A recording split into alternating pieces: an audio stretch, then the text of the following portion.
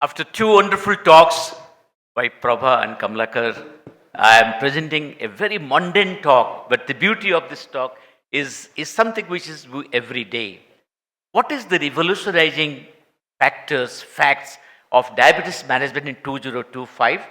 And 18 minutes, I thought if I stop, I'll stop exactly at 18 minutes. But what is in this presentation? First thing first, type 2 diabetes as a cardio-renal-metabolic disease is again re-emphasized in 2025. There's a paradigm shift in guidelines in the management and also a shifting pattern. There's a definite pattern of the shifting, I'll show it to you. And there's a person-centered approach today. And this person-centered approach is depicted both in the glucose-lowering oral drugs and also while choosing injectable. The first thing first. Second one, I'll allude to the standard of care in 2025 by ADA, which all of you have read, but I'll give you my perspective and the extracts of it. I'll discuss about the combined use of anti-diabetic drugs, what Kamlakar said about the SGLT2, my very dear friend, and GLP-1 combination. That is important. At this point, we'll pass on from the therapy to something new, like what is the new digital diabetes in 2025, and what is the new recommendation for the AI application in the day-to-day mundane diabetes management. I will rarely touch upon few newer devices, and also including, I'll include something on the mitochondrial centric view of the diabetes, which came last year and is now driving a few therapies. Very mundane, the effects of the oral probiotics in type 2 diabetes management, easily doable. I'll just allude to and briefly on the nanotechnology, and then I give a little bit 4-line summary and the take homes. Dear friends, whether it is the pre-diabetes or what we call early diabetes today or advanced type 2 diabetes, as I have shown here, you see they have got three aspects: metabolic, glycemia and weight in the pre-diabetes, cardiovascular, BP, lipids and the CV risk, and EGFR and albuminuria, which you just heard. If you come to advanced type 2 diabetes, it is metabolic, is hyperglycemia, insulin resistance, obesity, dyslipidemia, NAFLD and NASH, cardiac, hypertension, hypercoagulation state, atherosclerosis, heart failure, acute coronary syndrome, renal, it is starting with EGFR lowering to albuminuria, electrolyte imbalance, low hemoglobin, anemia, and of course CKD. But what drives it? Today we know the type 2 diabetes management is very heterogeneous. It is driven by the genes, environment, the lifestyle, diet, exercise, insulin resistance, decreasing islet beta cell function, and other endocrine neural metabolic disturbances.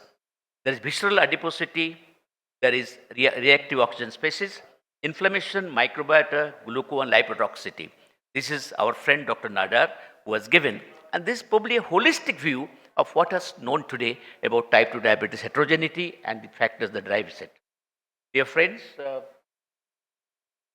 if you look at the paradigm shift in the guideline, we started in 2015 with glycemic control, 16 we passed on to the CV and mortality benefits, 2018 was on the atherosclerotic cardiovascular disease and the chronic heart failure.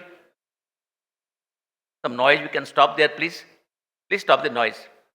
Now, in 2019, we talked about GLP-1 and SGLT2 inhibitors, and those who have proven CVD benefits, or what proven CVD benefit, which they should be started first.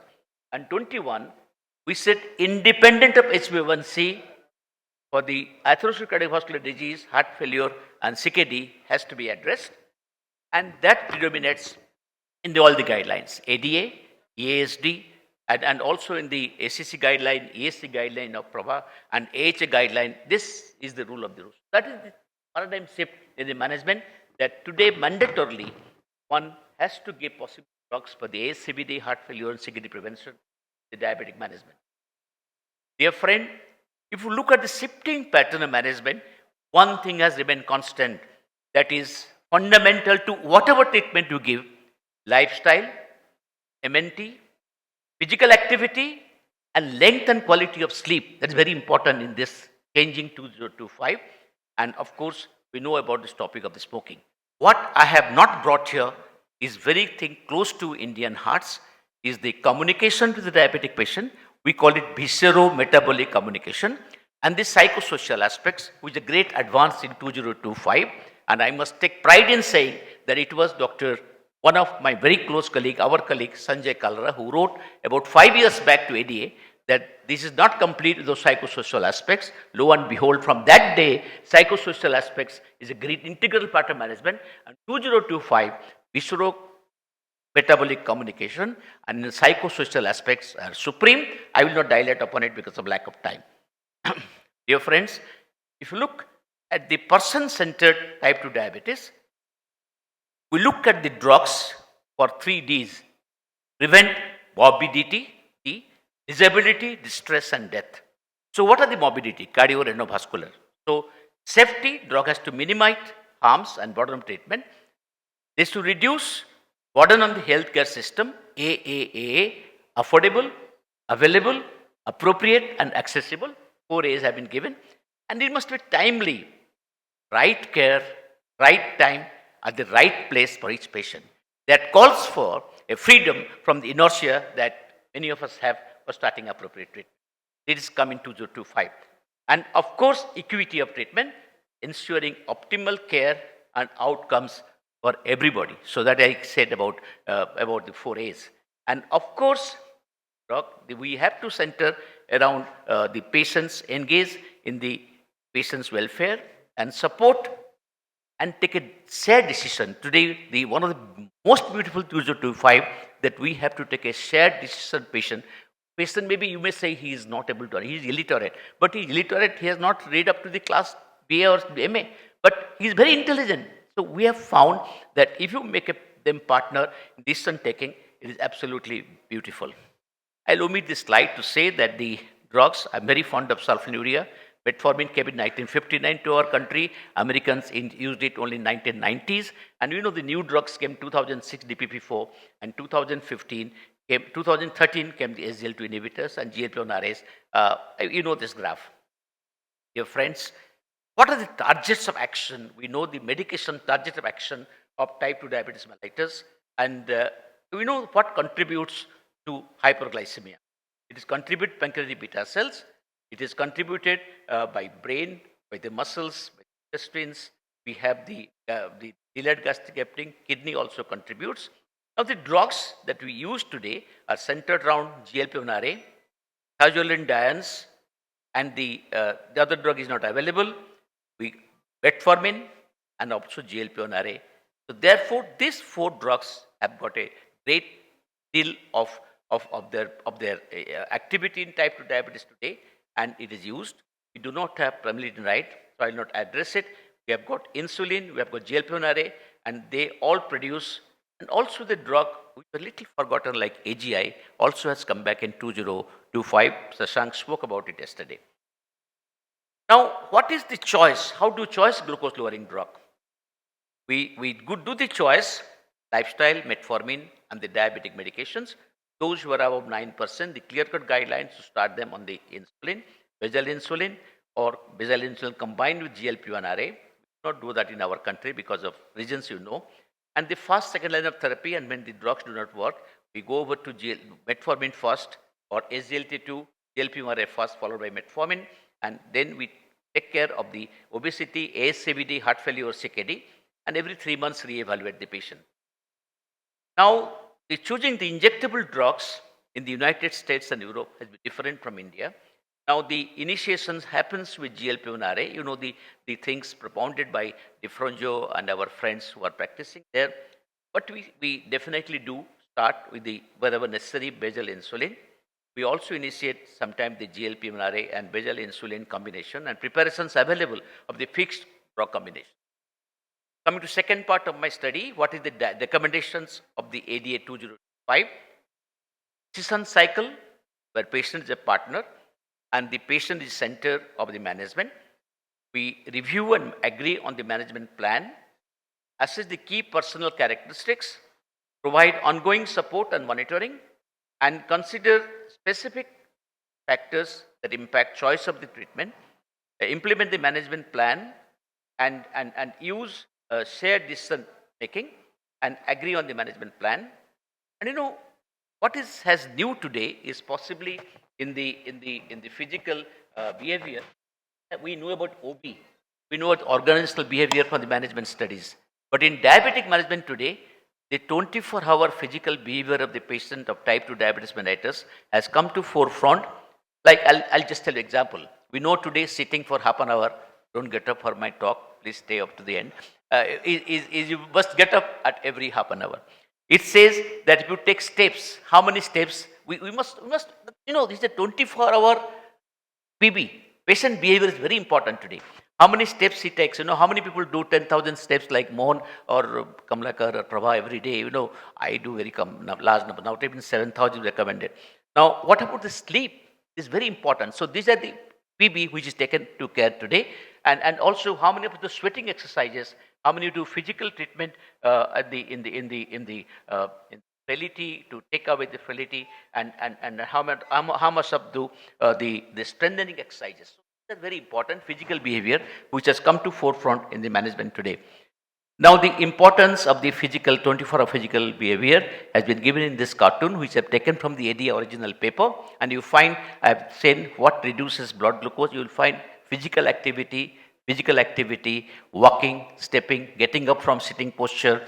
And these contribute immensely for this reduction of the sugar, HbA1c, lipids, etc., etc.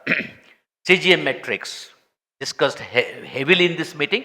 But it shows the same thing, that how many times you can have TR, TBR, and 70% time within the range. The A1 goals as customized today, we can have for everybody 6.5 or 7 is customized to the A's, and the physical activity is a good thing. And it says at any adult with limited life expectancy, no HbA1c goal at all. So it is customized today. Number 2, in the medication, the management, whenever you use the glucose lowering drugs, we must keep in mind that they must take care of the ASCVD, ICVD risk, heart failure, and the CKD. So these are the guidelines on which the drugs are chosen today. And the drugs are many. We have the drugs which should take care of the comorbidities, like the drug which take care of the MASH, the drug which have potential benefit in the MASH, like TZD, SGLT2 have given more importance. The injectable therapies, these principles that is given in the figure, we continue GLP-1 RA or dual GIP, GLP, not yet in our country. I told you I have it taken to ADA. I will not go further dive into it. But injectable therapies in India today, the basal insulin and the prandial insulins are used more and more. And from a study we conducted recently called landmark study, we found that if you real world evidence, we found that the use of the basal insulin for type 2 diabetes is on the increase, and not that much increase in the prandial insulin. Insulin delivery devices, there is lot of things which has come in the devices. There is also issue regarding the beta cell replacement therapy in type 1 diabetes. There is a simplified overview of the beta cell replacement therapy in type 2 diabetes mellitus, and more people are accepted for pancreatic transplant or pancreatic with kidney transplant, and that has been come to stay. And I know in Chandigarh itself, the pancreatic and the kidney transplant simultaneous is being done, and we had the presentations in the API. Now, today, as Prabha said in the beginning, the combination drug therapy is the one which has come to stay. Whether it is pre-diabetes, we recommend metformin. But recent paper we wrote, we said it does not address the fasting blood glucose. Where there is a fasting hyperglycemia as a part of pre-diabetes, metformin may not address. So me and Mohan have written an article that it is DPP-4 inhibitors is good for that. So even for the pre-diabetes, we recommend the combination of metformin with the DPP-4 inhibitors, and the other combinations we are doing day in and day out. I will not go into details of it. Now, there is a good thing that has come to stay, not in our country and abroad, is combining a GLP-1 RA with the SGLT2. Every patient, they get GLP-1 RA because it is insurance covered. GLP-1 RA and SGLT2, what they provide? They provide the metabolic benefit. They provide the glucagon level, which increases the insulin level, with basic defect in the type 2 diabetes, and they address the entire gamut of the pathological aberrations in this type 2 diabetes mellitus. So, what the patient profile which are anticipated benefit from GLP-1 RA and SU combination is given the guideline today. Patients with with the ASCVD or multiple risk factors or ASCVD without heart failure of ref. Patient not reaching treatment goals, H1C of individual target, overweight, obese patient, high blood pressure patient, patient CKD in case of worsened albuminuria with SGLT2, I think Kamlakarji told about it, uncontrolled metabolic risk. So there are set of patients will benefit from this. It will be coming to our country, but may not be available now. Now, last two parts in last 4.5 minutes. Now, the digital health is more and more utilized today in 2025. I just tell them there are consumer mobile apps, there is consumer wearables, there are connected devices, there is smartphone devices, there are there in-home connectivity, telemedicine, personal health records, and the web-based interactive programs and the text messaging, which my friend, my classmate Ramchandran all have done. So there is a lot of explosion of digital device in 2025. I've given the wearable devices here which support patient diabetes mellitus. I have no details library. But what are the major digital technologies practiced in our country 2025? CGMS. It assesses glycemic variability, monitoring glucose trend, TIR and AGP. Insulin pumps more and more being used thanks to the group which Bansi leads, CSIA closed loop system. The telemedicine platform came in COVID time, that we wrote about it. ICMR also wrote about it. It is more and more utilized. In fact, all the district hospitals by rule have to take care of the telemedicine. They run telemedicine every day, even for half an hour, by rule of the government of India. And of course, the EMR has become the standard of care. And also people are using AGP. You saw the ambulatory glucose profile. People are also, Dr. Prabhakarji, we are also using ambulatory BP blood pressure monitoring in most of the diabetes who can afford the hospitals who have this instrument. And it has, the price has come down quite heavily. And also we do the CGMS. Telemedicine, I'll just keep quiet, but I'll refer to an article written by my very close friend Kashyap Dev, Jyotidev. He will be here, and he has very beautifully written about the telemedicine technology, how it has taken up, and telediabetology is greatly advantageous. I have no time to describe in full, but it has been greatly helpful. There are a lot of benefits and challenges in telemedicine. Now, AI application, I'm very, very passionate. Now, it has been applied for the population without diabetes for the prevention. It has been applied in diabetes for the health education, nutrition therapy, physical therapy, blood glucose monitoring, drug therapy. And it has been also applied in diabetes technology, like diabetic retinopathy screening, like diabetic foot screening, recognition of the referable patients, and the prediction of the rate of progression of the complication. Our details we'll discuss later, but these are the things where the AI has a great management issue. And the benefits and the challenges are good, and it has come to stay in the diabetes care. The future treatment, the insulin pens undergoing change, the insulin pumps and infusion systems are becoming better, and the smartphones with apps have come to stay, and there's a continuous glucose monitoring, and the blood glucose meters also are more available. Now, what are the touch points of the technology across the diabetic patient journey? They have touched every diabetic patient in the awareness. We use some technology or the other. It touches in diagnosis, in treatment, and self-management. You know that for the T1 diabetes patients, it gives the early warning signs. It gives opportunity to correct it. Every patient will benefit from these new devices and new technology that has come to stay. Now, there are many opportunities and digitalization. I'll know details of it. But there is a lot of evolution. There are a lot of things in the evolution of insulin delivery devices and the evolution of insulin pumps. All of you know. I'll know details of that. Now, I'll just come to last part of it, that CSI in children and adolescent type 1 diabetes has become mandatory in other countries. Here also it's being used. New technology and AI is driving the diabetes prevention, diabetes care and management, and diabetes research. We'll discuss how in our discussion there. Now, there is also improvement of outcomes. And today we have the mitochondrial dysfunction, which can be addressed by the drugs which have in armamentarium.